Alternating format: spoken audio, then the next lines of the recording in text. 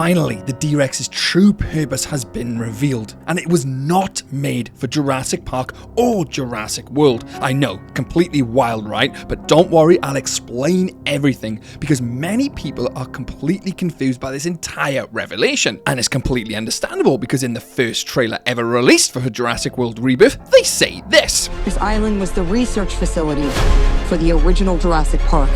Now, doesn't that sound like an open-shut case? They say it was for the original Jurassic Park, ergo it must be, right? Well, several things don't seem to add up just looking at the trailer. I mean, at one point we're in a convenience store and notice the packaging of these Doritos and all the snacks. In fact, they look untouched and extremely modern. That's because they are. That Doritos logo you see on the packet there is the modern Doritos logo, which was changed from one of the original ones in 2013. So these Dorito packets are after 2013. And I know you could literally say that this was a sponsorship segment, right? But that's silly. That completely breaks the immersion of this entire film. And not only that, notice how the entire convenience store is basically brand new. I mean, if this had been left for several decades in a tropical climate, this store would be completely destroyed. Mold, destruction caused by the tropical storms.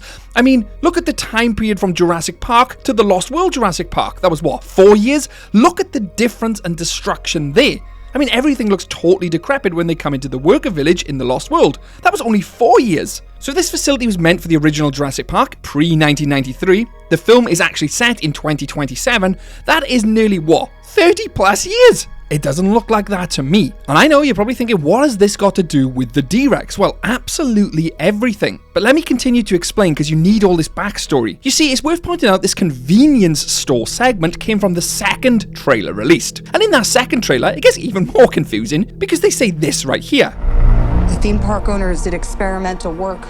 Notice how she says theme park owners, not Jurassic Park anymore, but theme park owners and experimental work? Now, Jurassic Park leads us to believe there was only ever one owner, and that was John Hammond. He owned the entire thing. He owned InGen. But we know from Jurassic World that Masrani Global, a company, was the owner of the park there. Ergo, multiple owners. And in a nutshell, in 1993, one owner, and from 2005 onwards, multiple owners. Ergo, this second trailer is talking about the theme park owners for Jurassic World. The Jurassic World owners had done experimental work. And immediately your thought goes to, well, obviously the D-Rex. They were making the D-Rex before they made Indominus, before Scorpius Rex. This was their first attempt at a hybrid, right? Well, believe it or not, no. D-Rex wasn't created to go into either park. I'll explain more on that later, but initially this island was set up for Jurassic Park, abandoned, and then went on to Jurassic World. You see, Hammond had set this island up as Site 0. Isla Nubla was Site A, Isla Sorna was Site B. Essentially, this first island, the cast are going to in Rebirth, is the first island, Site 0. This explains some of the old InGen site equipment we see. You see, John Hammond had set this island up initially to clone the original dinosaurs before they perfected the genomes for Park. This is why we see like Dilophosaurus is there, T-Rex is there. They were all experimenting with the dinosaurs there first before Jurassic Park and Site B. Obviously, when InGen falls, they abandon the island, leaving these experimental T-Rexes, Dilophosaurus, Titanosaurus, and every other dinosaur we see on that island. This then explains why in the first trailer they say for Jurassic Park. That is partly true. And then in the second trailer, they say world, kind of. Because again, that is partly true. You see, InGen is bought out by Masrani Global in 1998. This would explain why the dinosaurs were also abandoned after the fall of InGen. Once Masrani Global bought out InGen, they got all their rights, all their documents, and all their islands. This is where they learned of this initial first island and their experimental cloning technology. However, Masrani Global didn't need an experimental lab. They already knew about cloning dinosaurs. They had Isla Nubla, Isla Sorna. They were rebuilding the park into Jurassic World. They didn't need this lab, but let's not forget, Masrani Global had a weapons division. You know, that horrible subdivision with Vic Hoskins in, the one who wants to use the Indominus Rex as a test subject. Remember that division? The one Masrani didn't even know about himself. I mean, Masrani just signs things off anyway. He didn't even know about Henry Wu and what he was creating. So it's highly likely that Masrani Global signed off an experimental weapons division on this secret island and totally forgot about it. And this is where things start to get extremely interesting and we move into the T-Rex's creation. You see, Empire magazine did a spread on Jurassic World Rebirth and they said that the lab was still active 17 years before the events of the film.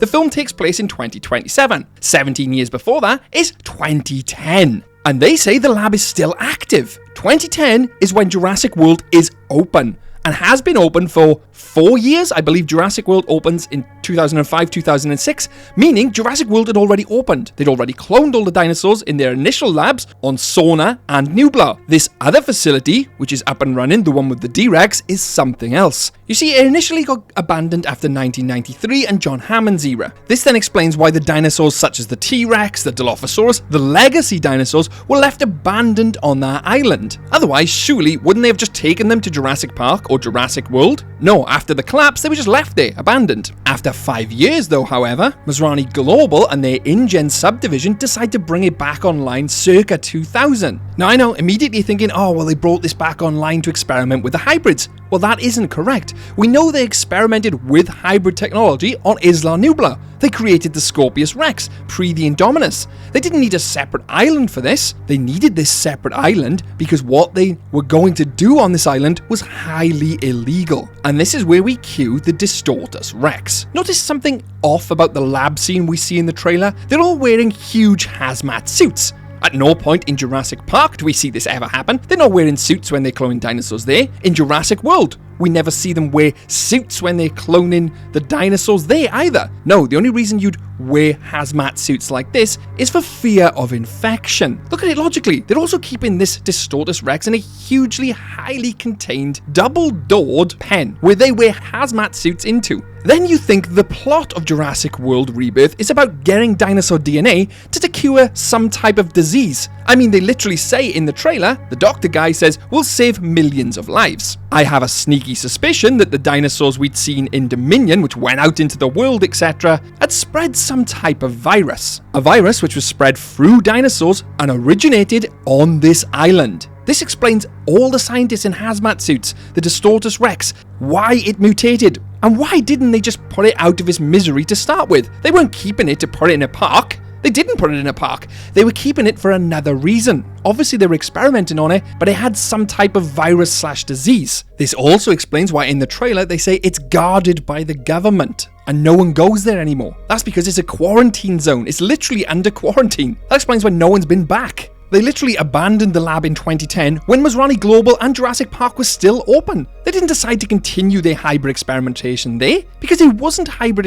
experimentation. They were already doing that on Nubla with the Scorpius Rex, the Indominus Rex, hell, all the other canon hybrids which we literally see in the movie, Stegoceratops, I believe. No, this initial island wasn't for the original park, wasn't for Jurassic World and its hybrids. It was for the weapons division of InGen, the subdivision of Masrani Global, where they were creating monsters in anticipation to sell illegally. But in doing so, had created some type of pathogen, which later escaped out into the world when dinosaurs escaped into the world. Hence why now, for some reason, they're coming back to get DNA from these dinosaurs, only found, may I add, on this island where the pathogen or virus, whatever we're going to call it, originated from. Does all that seem a bit of a coincidence? You see where I'm going with this? This explains why Masrani Global themselves never went back to this island to exterminate all the other dinosaurs. They couldn't risk exposing themselves to this virus. They thought, let's just abandon it, leave it there, no one will ever know. That is, until the fall of Jurassic World and Masrani Global went under because of it. The island then is lost to time, but obviously still guarded by the government because they know of this outbreak/disease. This explains why Duncan in the trailer says it's guarded by the government. The government wouldn't just guard dinosaurs, they were out in our world for God knows how long in Dominion. They've been guarding the dinosaurs then,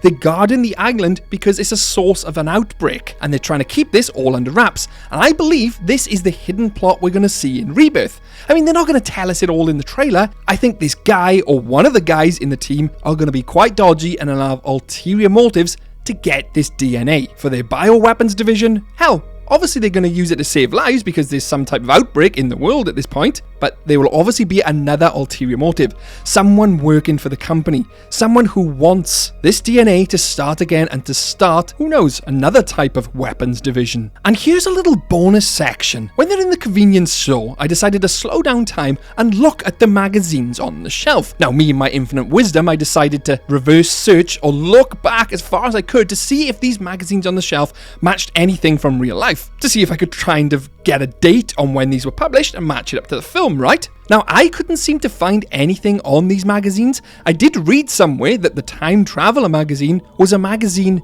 for the 18th anniversary of Back to the Future, which would have been around 2003, coincidentally, 2 years after the events of Jurassic Park 3. In the grand scheme of things, however, this really didn't impact the timeline or this theory all too much. I just wanted to look into it and see if I could find any additional evidence. But if you guys know anything of these magazines on the shelf, please let me know in the comments below. But this is why the D-Rex Distortus Rex was never made for Jurassic Park or Jurassic World, despite what people seem to believe online. The evidence in today's video just proves that. But what do you think? What do you think of this island? What do you think of this theory? Let me know in the comments below. And I highly recommend checking out all my other theories, especially what was in the restricted section in Jurassic World, because it's very much like this. I guarantee you will surprise you. And something huge, if you enjoyed this video, hit that like button for me and subscribe if you love Jurassic Park and Jurassic World. This is the channel for you. If you don't subscribe, you might miss a video on Rebirth and everything after it, so hit it right now. Massive thanks to my YouTube members who are on screen now, DVM Wannabe 1018, Hammer Time, and Joseph Frost's Ghost, our Jurassic CEO. And if you came across the D-Rex out in the open, could your day get any worse? You bet Jurassic can. Catch you later.